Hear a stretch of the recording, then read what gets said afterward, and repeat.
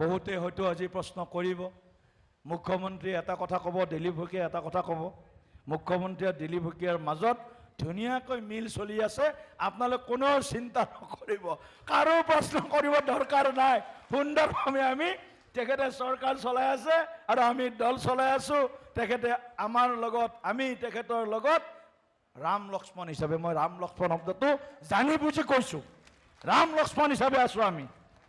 লক্ষ্মণে যেনেকৈ ভাটা ৰামক সকলো সময়ত সাথ দিছিল, ঠিক তেনেকৈ মোৰ ভাতৃ, ডাঙৰ ভাতৃ ৰামচন্দ্ৰ সদৃশ ডক্টৰ হিমন্ত বিশ্ব শৰ্মা ডাঙৰীয়ায়ো দলৰ স্বাৰ্থত, অসমৰ স্বাৰ্থত, দেশৰ স্বাৰ্থত আমি একেলগে এটা সুন্দৰ বুজাবুজিৰে সংগঠন চলাই আছোঁ।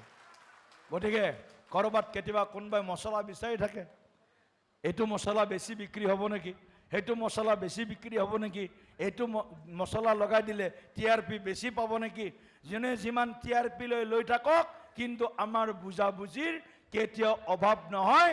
২৬ চনত প্ৰচণ্ড বিজয়েৰে আকৌ এবাৰ তৃতীয়বাৰৰ কাৰণে অসমত চৰকাৰ গঠন কৰাৰ লক্ষ্য আমাৰ, বেলেগ কোনো কথা নাই। BTCত NDA চৰকাৰ, বিজেপি একেবাৰে সন্মুখত থাকিব, বিজেপি সন্মুখত থাকিব, BTCত NDA চৰকাৰ হ'ব আৰু অসমত আমাৰ ভাৰতীয় জনতা পাৰ্টিৰ নেতৃত্বত চৰকাৰ হ'ব।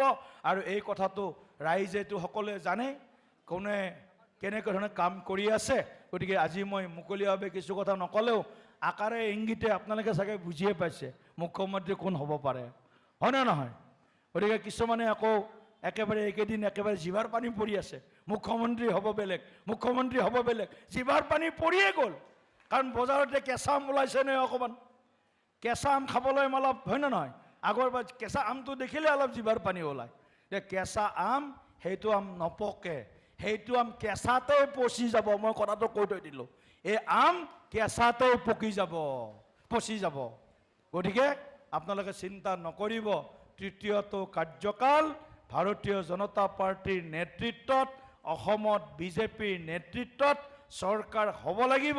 তাৰ কাৰণে আমি BTCত আমাৰ দলৰ প্ৰতিগৰাকী প্ৰাৰ্থীক আমি বিজয়ী কৰোৱাই লৈ যাবই লাগিব।